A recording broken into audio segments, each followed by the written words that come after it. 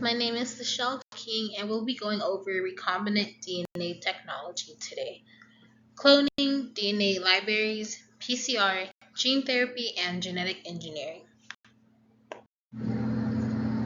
Recombinant DNA tech, often referred to as genetic engineering or gene splicing, is a fundamental technique in biotechnology and molecular bio. It involves the manipulation of a DNA molecule to create new combinations of genes or modify existing ones.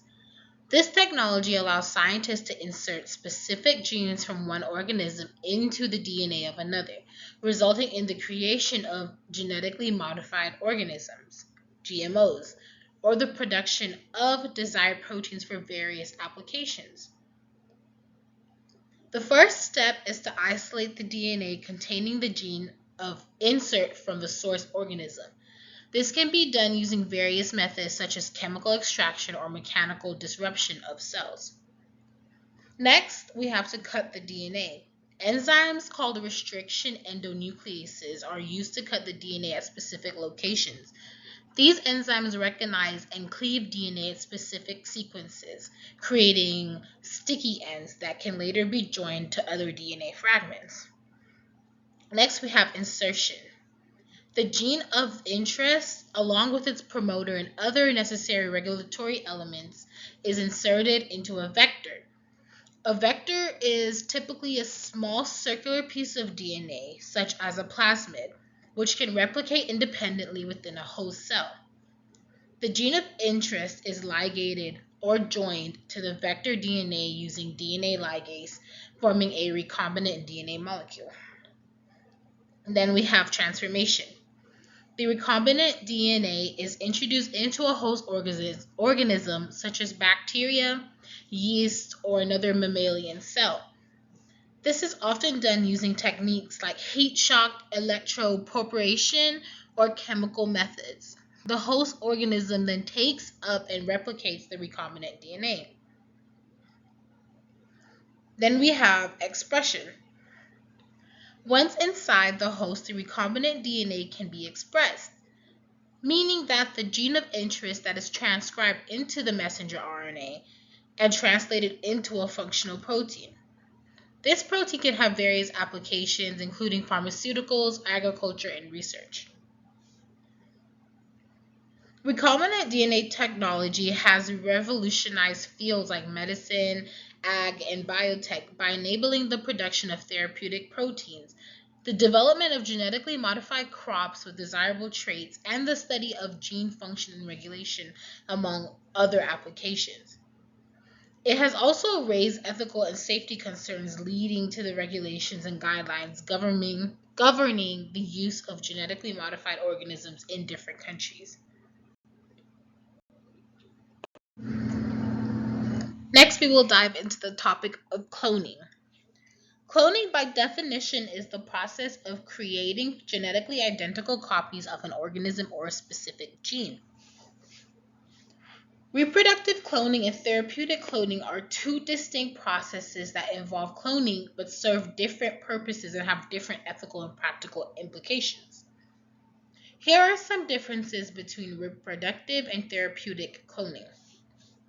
So, the purpose of reproductive cloning is usually aimed at creating genetically identical copy of an existing organism, typically for the purpose of producing offspring that are genetically identical to the donor organism. The result or the outcomes of reproductive cloning is the birth of a new individual that is genetically identical to the donor organism. Reproductive cloning is typically achieved using a technique called somatic cell nuclear transfer, or SCNT. In SCNT, the nucleus of a somatic cell from the donor organism is transferred into an egg cell that has had its nucleus removed.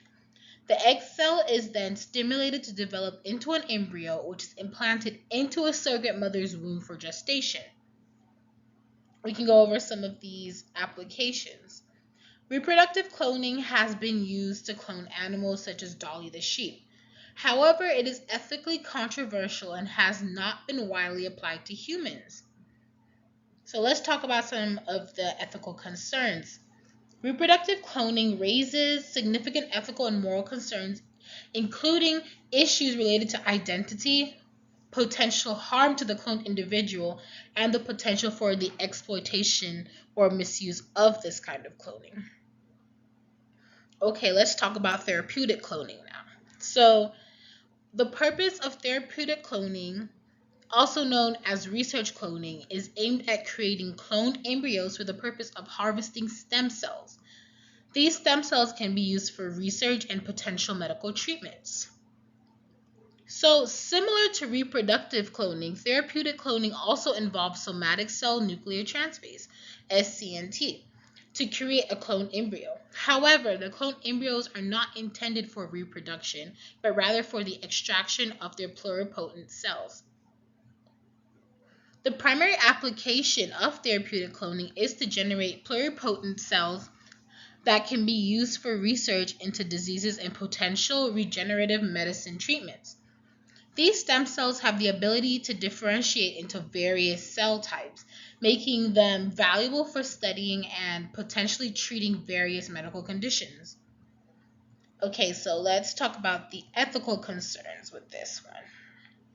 So, while therapeutic cloning is less ethically contentious than reproductive cloning, it still raises ethical questions related to the creation and destruction of embryos. The ethical debate often centers on the moral status of the cloned embryos and the importance of balancing potential medical benefits with these ethical concerns. So, to summarize, the main difference between reproductive cloning and therapeutic cloning lies in their purpose and intended outcomes. Reproductive cloning aims to produce a genetically identical organism, while therapeutic cloning is focused on generating stem cells for research and potential medical applications. Both processes involve somatic cell nuclear transfer but have distinct ethical implications and social acceptance.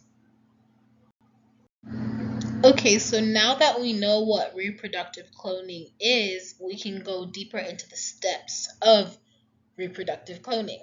So, step one would be donor cell collection. So, you'd select a donor organism from which you want to clone. This could be an adult animal, like, for example, a sheep or a cow. You'd collect a somatic cell, which is any cell other than a sperm or egg cell, from the donor. Common sources include skin cells or fibroblasts. Step two, isolation of the egg cell. So, obtain an egg cell from a female of the same species as the donor. The egg cell should be in the metaphase 2 stage of meiosis. Step 3, which would be nucleus removal. Remove the nucleus of the egg, typically using a micropipette, leaving behind the cytoplasm and the egg's organelles. This nucleus-free egg cell will serve as the host for the cloned embryo. Step 4 would be nuclear transfer. So you take the somatic cell from the donor and carefully insert it into the egg cell which is lacking the nucleus. This is typically done using a fine needle or micropipette. The somatic cell's nucleus contains the donor's genetic material, so when it is transferred into the egg cell, it forms a diploid cell with the full genetic complement. Step 5, we would have to activate the embryo. So you'd stimulate the reconstructed egg cell, which is now containing the somatic cell's nucleus, to start dividing and behaving like a fertilized egg. This is often achieved through chemical or electrical means that mimic the fertilization process. Step 6 would be culture and development. So you'd place the activated embryo in a culture medium that supports its growth and development. Allow the embryo to develop through the early stages, forming a blastocyst, a multicellular structure. Step 7 would be embryo transfer. So you transfer the developing embryo into the uterus of a surrogate mother or recipient female of the same species. The surrogate mother will carry the embryo to term, eventually giving birth to the cloned organism. Then we'd have to do step 8, which is monitoring and care. Monitoring the surrogate mother's pregnancy to ensure the health of both the surrogate and the developing clone. Provide appropriate care and veterinary support during the pregnancy and after birth. And then our last step would be birth and to take care of the clone after birth. So once the pregnancy reaches a full term, the surrogate mother will give birth to the cloned offspring. We would have to care for the cloned animal post-birth, ensuring its health and well-being. Reproductive cloning is highly specialized and technically challenging process, and it has been successfully applied to clone various animals, including Dolly the sheep. However, it remains ethically and scientifically complex, with many practical and ethical considerations to address. Okay, so now let's take a deeper dive into the steps of therapeutic cloning. The first couple steps are similar to the ones of reproductive cloning, but let's go over them. So, step 1 would be donor cell collection. So you'd select a donor organism from which you want to clone. This could be an adult human or animal. Collect a somatic cell from the donor. Common sources, like reproductive, would be skin cells or fibroblasts. Step 2 would be egg cell retrieval. So you would obtain egg cells from the female donors of the same species as the somatic cell donor. The egg cells should be in metaphase 2 stage of meiosis. Step 3, again, will be nucleus removal. So we'll remove the nucleus of the egg cells using a micropipette, leaving behind the cytoplasm and the egg's organelles. This egg without the nucleus will serve as a host for the cloned embryos. Step 4 is nuclear transfer. So we take the somatic cell from the donor and carefully insert it in the egg cell that's lacking the nucleus. So then the somatic cell's nucleus contains the donor's genetic material. So when it is transferred into the egg cell, it forms a diploid cell with a full genetic complement. Step 5 again will be activation of the embryo. So we will stimulate the reconstructed egg cell to start dividing and acting like a fertilized egg, which will be achieved through chemical or electrical means to be similar to the fertilization process. Step 6 will be to culture and develop this cell. So we place the activated embryo in a culture medium that supports its growth. Allow the embryo to develop through the early stages, forming a blastocyst. Step 7, this is where it's different than the reproductive cloning, because step 7 will be harvesting the pluripotent stem cells. So, at the blastocyst stage, the embryo contains pluripotent stem cells which have the ability to differentiate into various cell types. These stem cells can be harvested for research purposes or potential medical treatments. And now let's go over some of the ethical considerations. So it's very important to consider the ethical and legal implications of therapeutic cloning, especially when it comes to human embryos. Ethical guidelines and regulations should be followed to ensure responsible research practices and respect for the animals or people, and just ethical boundaries in general. Therapeutic cloning is primarily focused on obtaining pluripotent stem cells for research into diseases and potential regenerative medicine treatments. It does not involve the development of cloned organisms. This area of cloning research has raised ethical questions related to the creation and the use of the embryos for these research purposes, leading to ongoing debates and discussions within the scientific and ethical communities.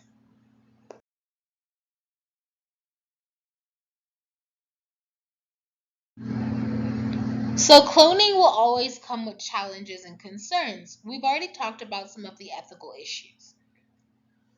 So most cloning also has low success rates, which is, I don't want to say a waste, but using a lot of scientific resources to conduct cloning experiments, and most of them don't come out as intended. And then with too much cloning, we'd have a lack of genetic diversity, which would lead to vulnerability to diseases in the clone populations. And then, of course, we have our legal and regulatory issues that are associated with cloning. Okay, so now let's begin with the introduction to PCR. PCR stands for polymerase chain reaction. PCR is a fundamental biology technique with a wide range of applications in genetic research, diagnostics, and many more. It's essentially a method for making millions of copies of specific DNA sequence in a controlled and precise manner. The key principle behind PCR is DNA replication in a test tube. We start with a DNA sample and use a thermocycler machine to repeatedly heat and cool the DNA. This process allows us to selectively amplify the DNA segments we have interest in. So let's go over these steps. Number 1, DNA sample is heated and separated in double strands. Then, primers bind to the target DNA flanking the desired segment. 3. DNA polymerase enzymes replicates the target DNA, creating millions of copies. 4. We repeat the cycles of heating and cooling and amplify the DNA exponentially. So we repeat these steps in cycles to produce a rapidly growing number of DNA copies. To carry out PCR, we need specific components including a DNA template, primers, DNA pol, and a thermocycler machine. These components work together to ensure the process is accurate and reliable.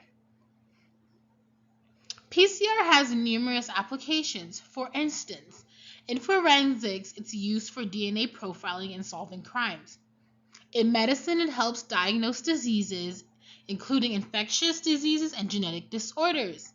In genetics, it's used for gene cloning, sequencing, and studying gene expression. We can usually sum up the PCR process with 3 words. The first word would be denaturation. That's when we heat the DNA sample to separate the double strands. Then we have annealing.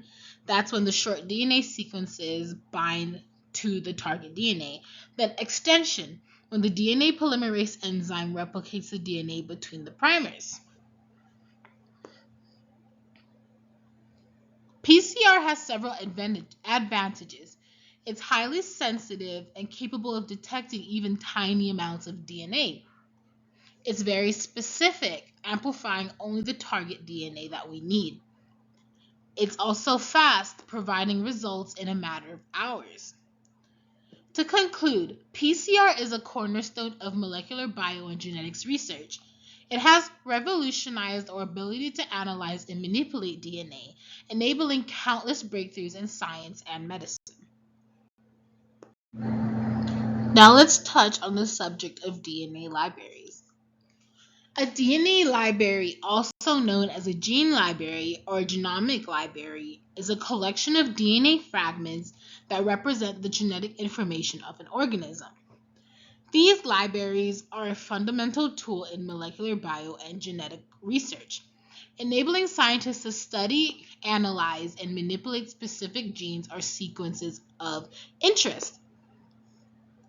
DNA libraries serve various purposes in research, including gene identification. So, researchers can use libraries to isolate and identify specific genes responsible for a particular trait or functions.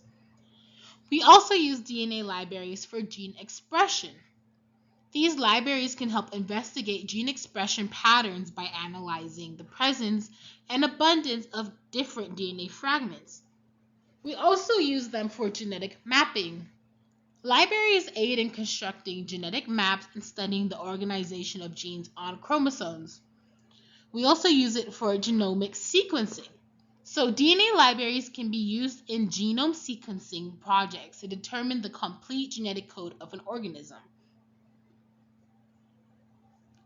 Genomic libraries represent the entire genome created by fragmenting the organism's DNA into manageable pieces and cloning them into vectors. cDNA libraries contain complementary DNA synthesized from mRNA molecules representing actively transcribed genes. An expression library contains DNA fragments that encode proteins, facilitating the study of protein functions. DNA libraries are used in various research areas, such as biotech and medicine, to study gene function, genetic diversity, disease mechanisms, and even more. To summarize, a DNA library is a crucial resource in genetics and bio, providing researchers with a comprehensive collection of genetic materials that can be analyzed and manipulated for a wide range of scientific purposes. Now let's talk about gene therapy. Gene therapy, by definition, is a medical approach that involves modifying an individual's genes to treat or prevent diseases. The primary goal of gene therapy is to introduce functional genes, repair or replace defective genes, or regulate gene expression to fix disease conditions. It's an innovative medical approach that holds the potential to treat or even cure a wide range of diseases by modifying an individual's genes. So let's talk about two types of gene therapy. Somatic therapy and germline therapy are two distinct approaches to gene therapy, and they differ in their scope, purpose, and potential implications. So first, let's talk about somatic gene therapy.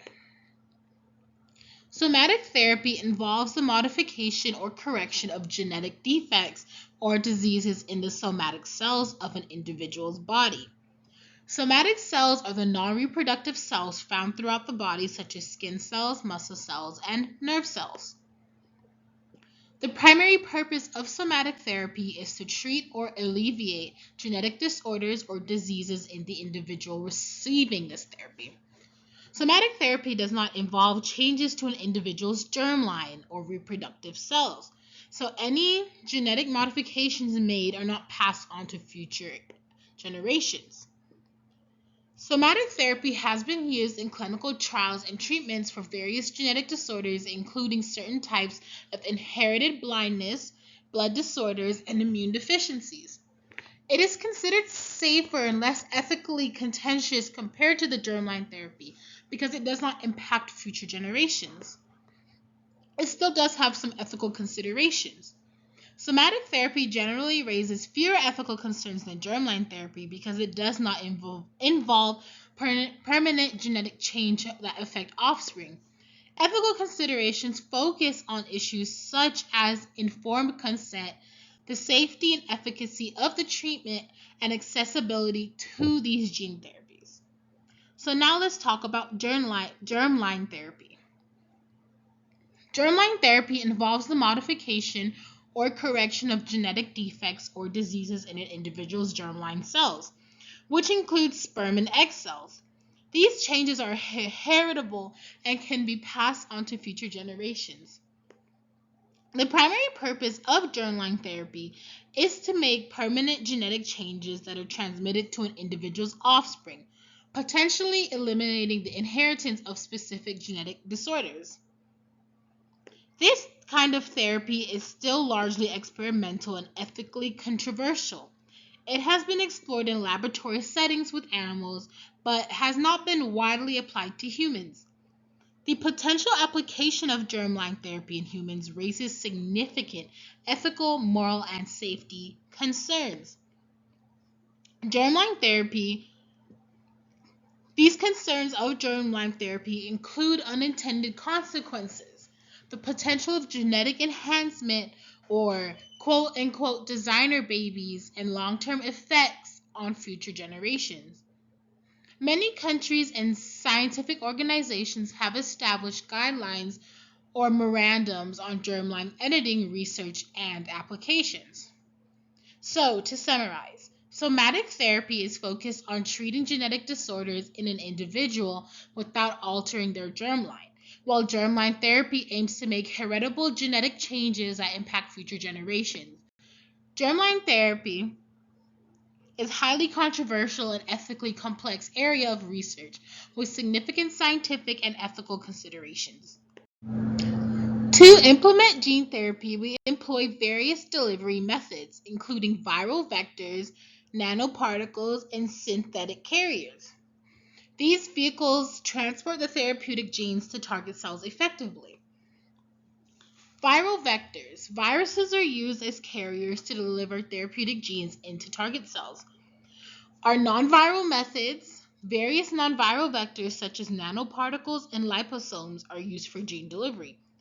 Then we have our CRISPR, a revolutionary gene editing tool that allows precise modifications of specific genes. Gene therapy has a promising applications in various fields. For example, genetic disorders. It's used to treat genetic conditions like cystic fibrosis and muscular dystrophy. In cancer, researchers are exploring its potential in cancer treatments. This can be done by modifying genes involved in tumor growth. In viral infections, gene therapy is being investigated for infections like HIV. And it also has been investigated in inherited conditions. It holds hope for conditions passed down through generations. Despite its promise, gene therapy faces several challenges. Safety concerns ensuring the safety of gene modifications and preventing unintended consequences. Of course, the ethical and regulatory issues, navigating ethical dilemmas and regulatory frameworks of society. Long-term efficacy, determining the durability and effectiveness of gene therapies over time. Looking ahead, gene therapy research is incredibly dynamic. Ongoing studies aim to expand its scope and safety. It represents a transformative approach for once untreatable genetic conditions. The potential for personalized medicine is becoming increasingly real. Okay, so let's jump right into genetic engineering. Genetic engineering, by definition, is a biotechnological process that involves the deliberate modification of an organism's genetic material, typically DNA, to achieve a specific desired trait or function. It's a groundbreaking biotechnological process that allows us to modify an organism's genetic material for various beneficial purposes. Genetic engineering primarily involves two techniques: gene insertion and gene editing. Gene insertion is adding new genes to an organism's genome to confer specific traits or functions, whereas gene editing is precisely modifying existing genes to change their characteristics. Genetic engineering has transformative applications across many different fields.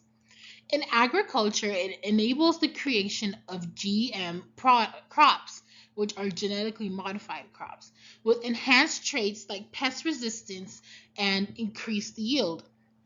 In medicine, it opens the door to gene therapies for treating genetic disorders or modifying immune responses. In biotech, it's used to produce valuable pharmaceuticals, enzymes, and other products through genetically engineered organisms. The toolbox of genetic engineering includes CRISPR, a revolutionary gene editing tool, and plasmids, circular DNA molecules used as vectors to carry foreign genes into host cells.